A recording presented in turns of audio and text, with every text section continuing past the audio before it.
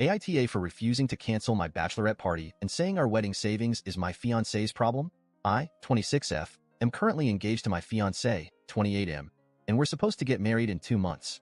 We've been saving up for our wedding and honeymoon for the past year, putting aside a significant portion of our income to make our special day perfect. We had about $10K saved in the account. This weekend, my fiancé had his bachelor party, and I was totally okay with him having a good time. I even helped plan it and made sure everything was organized so he could enjoy himself with his friends. Fast forward to this morning, and I wake up to find that our joint savings account has been completely drained. He spent all our savings on his bachelor party. When I confronted him, he said he got carried away and didn't realize how much he was spending. He admitted that he paid for his friends' expenses too, thinking it would be a great last hurrah before we tied the knot. I was furious but tried to keep my cool. I told him that he needed to figure out how to replenish the savings because we still had wedding expenses to cover, and blew up about how could he spend $10K over 2 days? This weekend is my bachelorette party, which has been planned for months. My 4 best friends have already paid for their share, and I've budgeted carefully so that it wouldn't affect our savings.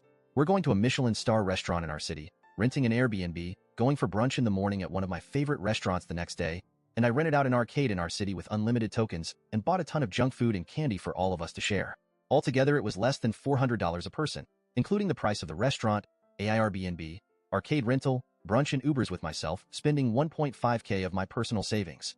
But now, my fiancé is demanding that I cancel my weekend to show solidarity and help us save money. He says it's only fair since he made a mistake, and we need to cut back on expenses to recover from his spending spree.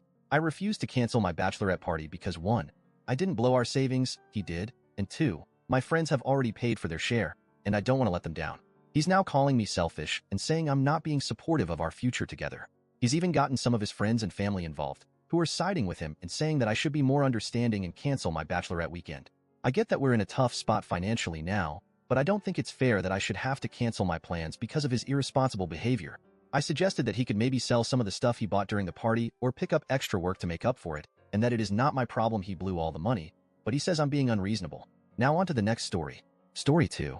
AITA for reporting my boss after he forced me to attend a meeting despite knowing I was in labor. I, 28F, have been working at my company for 5 years, and until recently, I loved my job. I was 8 months pregnant when this happened, about a month ago. So I started having contractions while at work. Since I was not due yet, I thought it was just Braxton Hicks because they weren't that intense. Just a week before that, I had experienced Braxton Hicks and went to the hospital, but it was a false alarm. This time, I was still working when the contractions started in the morning, and I again thought it was Braxton Hicks. I didn't want to cause a scene, so I tried to keep working. Last time I went to the hospital, my boss, John, 45M, made sarcastic comments about me being overly dramatic and joked about how I should schedule my labor around important meetings.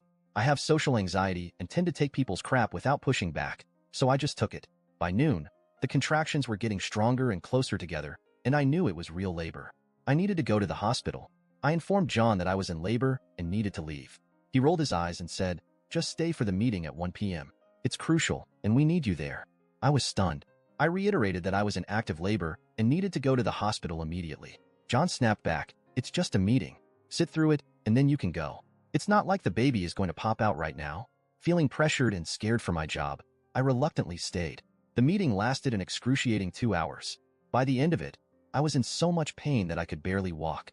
I finally left and drove myself to the hospital, where I was admitted immediately. My husband reached 30 to 40 minutes later because he was on the other side of town for a meeting. My daughter was born later that evening, thankfully healthy despite the delay. When I told my husband what had happened, he was furious and insisted we report John to HR. I was hesitant because I didn't want to jeopardize my job, but I agreed it was the right thing to do. HR was appalled and assured me they would handle the situation. John has since been suspended pending an investigation. The real kicker? During the investigation, it came out that John had emailed the entire office while I was in labor, complaining about my lack of commitment and making fun of me for overreacting. He even implied that I was using my pregnancy as an excuse to get out of work.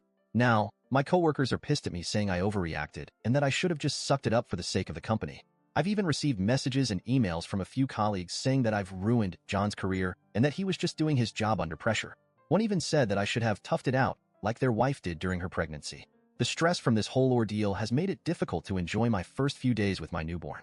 I'm constantly second-guessing myself and feeling guilty, despite knowing I did what was best for my baby and me. To make matters worse, the interim manager who took over from John is even worse. He's made it clear to everyone that he resents my actions and has made my return to work unbearable. Now that my maternity leave is over, I find myself isolated at work. People give me side eyes and whisper about me. During lunch, I'm alone because no one wants to sit with the troublemaker. It feels like high school all over again. I dread going into work each day and facing the hostility and judgment. I never imagined that doing what was right for my health and my baby's well-being would turn my colleagues against me like this. It's gut-wrenching to feel so isolated and vilified for simply standing up for myself and my rights. I cry most of the time when I come home, and sometimes even in the office washroom when someone passes a comment. In the worst moments, I get mad at my husband and blame him for making me tell HR, even though I know he did the right thing. He's so sweet and never takes it to heart. I apologize soon after, but he always says he wasn't even mad and that he understands how I'm feeling, especially since I'm just 1 month postpartum. He says I should take action and complain, but I don't want to make things worse. He's also saying he can't see me like this and that I should just quit because it's hurting him. I don't know what to do. I'm just such a sensitive and emotional person in general, and now it's been worse since giving birth.